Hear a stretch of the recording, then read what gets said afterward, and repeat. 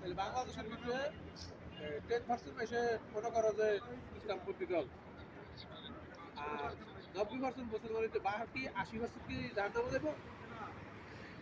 জাহান্নামের কাজ জান জান না জান আমার লগে এই দাড়িপাল্লা প্রতারণা শামিল এক ধরনের একটা প্রতারণা শামিল শিরিক হয়ে থাকে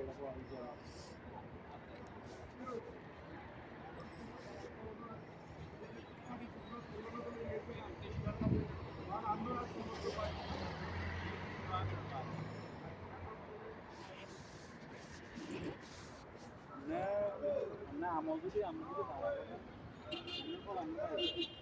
জামাত করেন না বিএনপি করেন না মিলিক করেন যেই দলই করেন তারপরে নারী নেতৃত্ব হারাম। একটু আগে তো ঝগড়া লাগছিল, এটা কিরি লাগছিল জানো? কে একটু আগে তো তারা লাগছিল কে কে লাগছে? মনির আর ইয়ে জাফরে। হ্যাঁ না এখানে এটা গাড়ি তোড়ালো নি, কে কে লাগছে? জাফর আর মনির। কোন যাবো? ও ন্যাংরা জাফর ও ওই জাফর আর জাফরের বাগিনা।